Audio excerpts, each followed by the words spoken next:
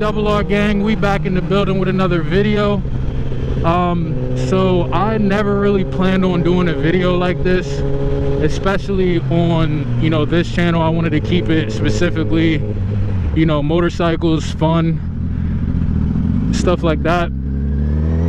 But I just feel like this is an issue that just can't be ignored any longer. And with all the people, different types of people, different types of backgrounds that I see supporting the cause, speaking out on this issue, I just feel as a black man, you know, it's my responsibility to be a part of the march and, you know, put my best foot forward into, you know, pushing the cause.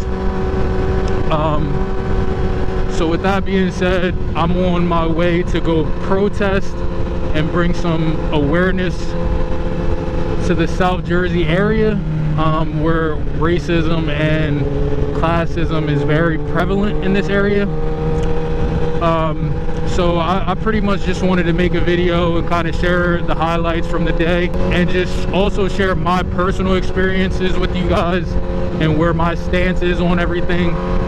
For some of those who aren't as familiar with the issue, it doesn't just happen in urban areas or impoverished areas. Like, this type of stuff happens everywhere. So first off, I grew up in a predominantly white area.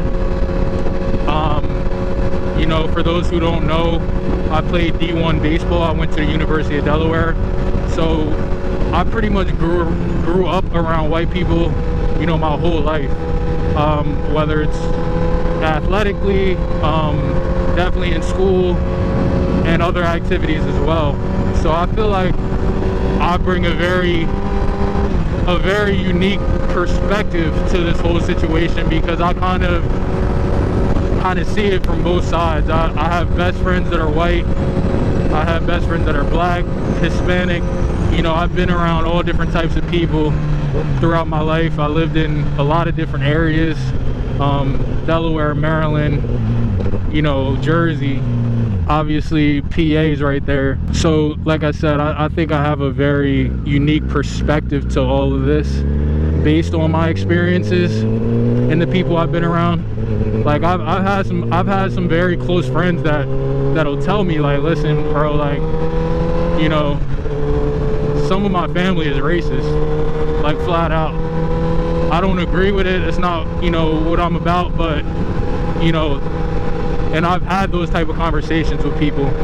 So with that being said, you know, I've never dealt specifically with police brutality, but I've definitely been profiled, you know, racially profiled by police, and I've definitely had experience, you know, dealing with, you know, a lot of other forms and different types of racism. And unfortunately, I am guilty of not speaking up right away, kind of tolerating some of it a little bit, just because I've always tried to avoid feeling like a victim. And I always felt like it was pretty much my choice to let that type of stuff negatively affect me or not.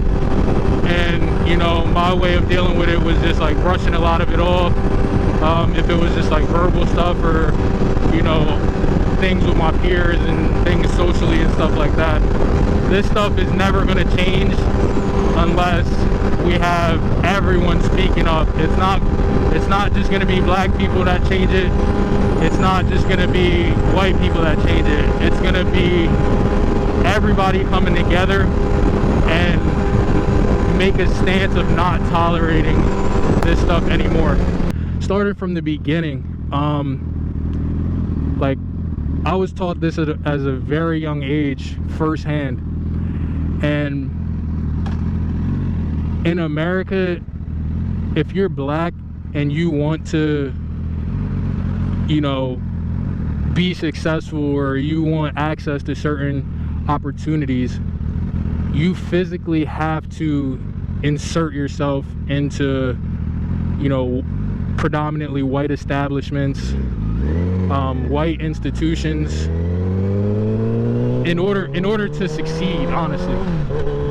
Obviously nowadays it's 2020, there's a lot more avenues for the younger generation with, you know, social media and just like the advancement of technology. But for the most part, even still, you physically have to insert yourself into those type of environments in order to get the opportunities you want, which in turns exposes you to a lot of potential racism. And it's pretty much unavoidable. And white people don't have to do that. For example, like if you're a racist white person, or if you have certain views, you know, against minorities as a white person, you can choose whether or not you want to be around those specific type of people. You can literally choose, and it won't affect your quality of life. It won't affect your opportunity at all. Like as a black person, you physically have to choose between racism or success, pretty much, or you know, exposure to racism, or, you know, quality of life or opportunity. When I was like 11 or 12 years old, I moved to a more so white area in South Jersey, and we had to specifically move. It wasn't just like we just so happened to, you know, want to move. No, we specifically moved to a more so white neighborhood in order, you know, to increase our opportunity, increase our chances. You know, my mom specifically made that decision because she wanted me and my little brother, you know, to have more opportunity, you know, academically, athletically, because I played baseball. And she would literally say, like, literally word for word, like, I'd rather we have to deal with racism than me not try to give my kids the best opportunity, you know, possible for them, you know what I mean, to succeed or whatever. And literally, as like an 11 or 12-year-old kid, you know, that's where I first learned that. And like I said, a white person would never have to make that type of decision. So it just goes to show, like, the difference. I'm not making excuses. I'm just trying to paint the picture of how it actually is, the difference. One of the most recent instances of racism that I can kind of think about, aside from just, you know, obviously I've dealt with it a lot from my peers, just growing up, being in school, being on different baseball teams, verbal, you know, you kind of get that. Black people know what I'm talking about. You're like, it's always that, like, underlying, you know, passive aggressive type of vibes you get from certain people, and you can, you know, you can kind of tell how somebody really feels without them actually saying it. You walk up to a group of people talking, and you know, they turn around, and, you know, when you walk up and you get quiet and, you know, start getting, like, you know, it's always that type of stuff, or the somebody make a joke and then they turn around and see you, and then it's like, oh, my bad, bro, like, I didn't mean it like that. Those type of things, you know, I've dealt with that all my life, you know what I mean? But for the people who still don't realize how prevalent it still is, I can think of an instance that just happened to somebody in my family last year. It's actually my aunt. So her and her family, you know, decided they wanted to just, you know, go out to dinner. Her husband and her 2 kids just, you know, wanted to go out to dinner at a pretty popular restaurant around our area, actually. And when they got there, they're waiting to be seated, and as they're waiting, they're, you know, starting to realize, you know, it's taking, you know, longer than usual for them to be seated. and they can see inside the restaurant. There's a couple different tables open. You know, they clearly have the space in the restaurant for them to be seated, and they're the only ones that haven't been seated yet, and it's starting to be like 30 minutes, 45 minutes, whatever. So, you know, my aunt was just like wondering what's going on. She didn't even realize it yet. So she asked the hostess or whatever, you know, hey, like, why is it taking so long? You know, I see a couple tables open. Can we just sit at one of those tables?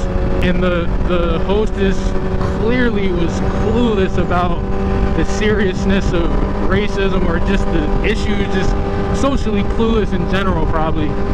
And her response was, no, we can't sit you guys right there because the people next to you don't really want you guys to sit next to them. And we're just like, I wasn't there, but she was telling me, she just like, we're just like, what? Like, what do you mean? Like, what does that mean? And the lady was just like, no, like, we, like, literally still trying to go back and forth with her about sitting down. Like, she's just like, no, like, we can't, we don't want to, you know, make any of our customers feel uncomfortable, blah blah blah. So, you know, it'll be a couple more minutes, like, we'll get you guys seated, whatever. We just don't want to make anybody feel uncomfortable. They don't want you sitting there. And it was just like unbelievable, because at the time it's 2019, and a black family can't even, you know, go out to eat, go out to have dinner without getting discriminated against, you know what I mean? So it's just unbelievable, man. And to my all lives matter people, my black on black violence people, the people who make it a big point to call out rioting and looting and say how bad that is, but have little to nothing to say about the actual problem, the actual issues at hand that's causing all this chaos. I just encourage you to, you know, do more research and have more of a understanding about why all this is going on and why this is so serious and things like that. Like, obviously all lives matter, but you guys heard it, like, all lives can't matter until black people's lives matter, and black people get the same amount of respect as everybody else. Black on black violence, obviously black on black violence is a big issue in our community, but when we're being killed and murdered by people that are supposed to be trained professionals, leaders and role models in our community, people in position of power and authority, it obviously magnifies the situation and makes it a lot more serious. Like, come on now. Like, how don't you get that? And that goes across the board in any position of power. Look at Donald Trump, for example. I'm pretty sure he had the same exact views as he has now before he became president.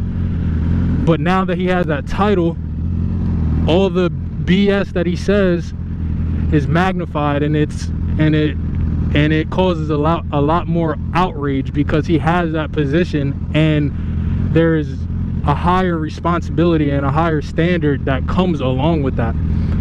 If you're the president of the United States, or if you represent our country in any way, and you're not living up to those standards, yeah, it's going to be a lot of backlash. There's going to be a lot of outrage, because it's literally your job to protect people. And I don't agree at all with all the violence and rioting. I don't agree with violence at all, whether it's protesters, rioting, looting, all of that. I do not agree with that at all, and I don't think people should be doing it. But I can say that I'm not surprised by it, based off of the amount of time that this stuff has been going on and we've seen no change. Are you kidding me?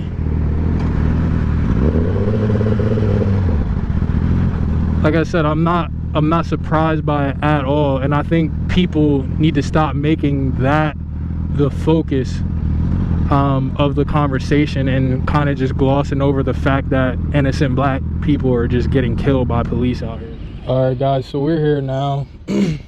We're a little early, so I'm hopefully just gonna see if we could talk to a couple people, see if we could get some different perspectives on these issues, and maybe even hear some different people's experiences on everything. See what we got.